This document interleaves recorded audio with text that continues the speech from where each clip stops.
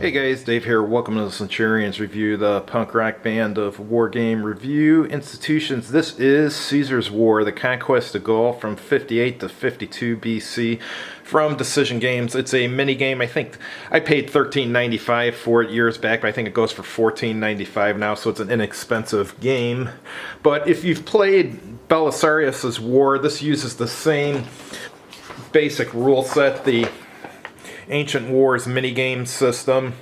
The only difference is you get a different map and obviously different playing pieces, and the scenario is different. This scenario is Caesar's War. The scenario is just one piece of paper here, so it doesn't take long to learn. Let's go over the basics in case you've forgotten since Belisarius War review.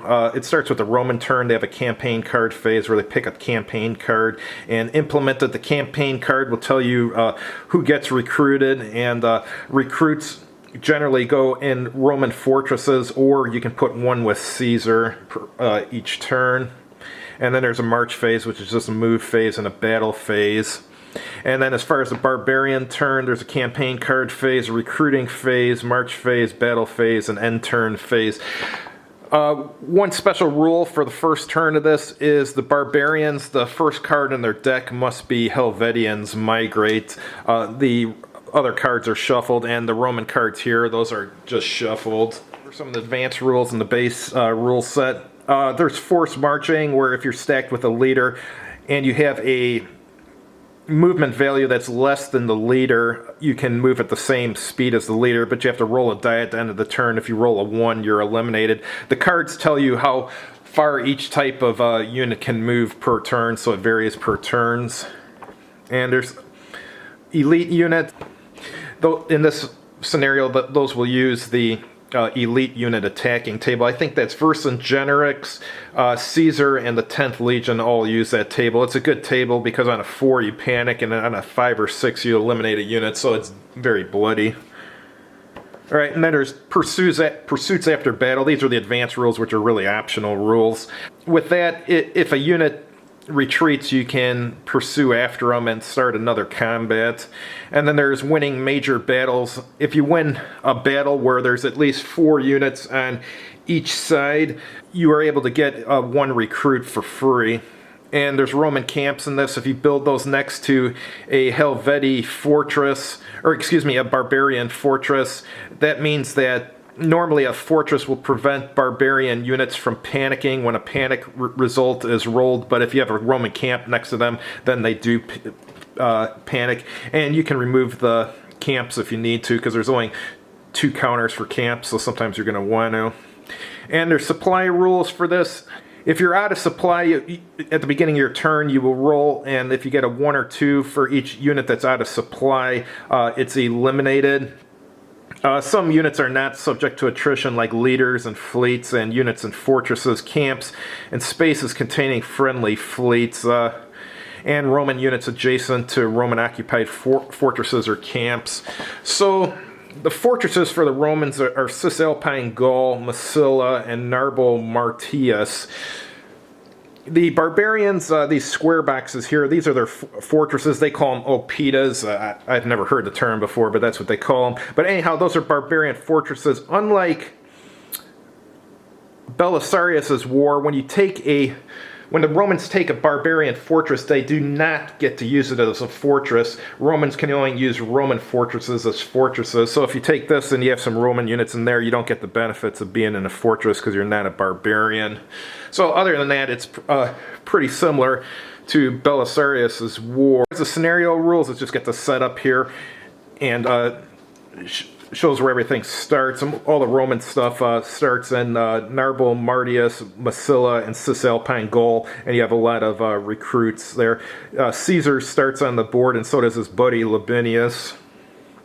And then as far as the barbarians, they mostly just have some garrison units, and then they got some Celtites here, and a unit of Belgae, and a unit of Helvetii, so they don't start with that much on the board either. Alright, to win, the Romans win if at the start of any of his turns he occupies at least 4 barbarian fortresses and Vercingetorix is not on the map. So you gotta take 4 fortresses and kill Vercingetorix. The barbarian player wins if at the start of his turn barbarian units occupy at least 2 Roman fortresses and Caesar is not on the map. That's hard for the barbarians to do because as when we get into the review portion of this, when the barbarians get movement, it's usually only one tribe can move, or if Vercingetorix moves, he can only move with one tribe. So you may get a situation where you have Vercingetorix here, and he's stacked with 5 units, ready to take these 3 camps because the Romans have lost their forces, and he just either can't move, or the tribe that's picked from the card to move isn't here. So it's hard for the barbarians to take this here. This game resolves quite often in a draw, but whereas Belisarius' war, basically the Romans were practically always going to win. In this, you get a lot of draws. But let's do one turn just to show how the basics of the game goes, and then Len and I will give you our review. All right, so the Romans go first, and they pick their card. Let's see what they have. They have legions on the march. Recruit 1 legion, auxiliary, or garrison. So they're going to recruit a legion and place it with Caesar. They're going to do a 2-strength legion here. Alright, as far as movement, Roman units may cross the Rhine without having to start adjacent or stopping across. Normally, if you cross the Rhine there, you have to stop. Alright, so leaders can move 4, legions can move 3, and auxiliary can move 4, and fleets can move 1. I've never had to use fleets in this game because the forces never really get to this part of the map near Britain and stuff. Alright, so let's do some movement. Caesar and his entourage are going to move to here, and they're going to attack the Helvetes. And then Labienus is going to move forward here and attack Georgovia. So we'll do the first attack here with Labienus. So we line these up. Oops, this could not have moved. That has to stay back. That's a garrison. Garrisons can't move. Alright, so we got their garrison there and them.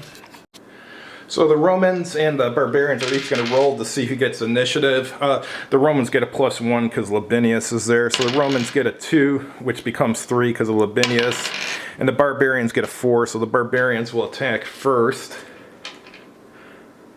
So this garrison here is going to attack on the barbarians' attacking table. On a 5, he panics a unit. On a 6, he eliminates one. So let's roll. He gets a 5, so he's going to panic Labienus. Alright, now this legion will go. And he gets a 5, which is ignored because panics are ignored when you're attacking this fortress here. So the other legion will go now. So basically they need a 6. He gets a 6, so he destroys that garrison there. And Labienus is no longer panicked, and him and his forces move into here. But remember, they do not get the benefits of a fortress, because that fortress can only gives benefits to barbarians. Alright, now Caesar himself is going to cause some mischief here.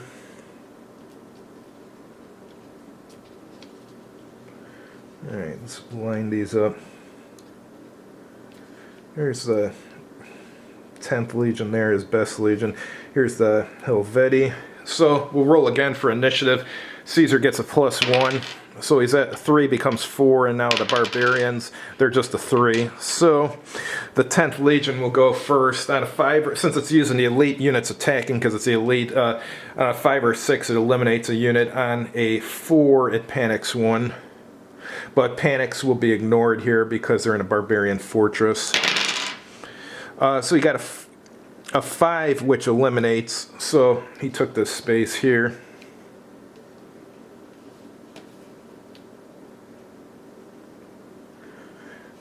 So this, once again, this unit should have stayed here because it's a garrison. Let's put the rest over here.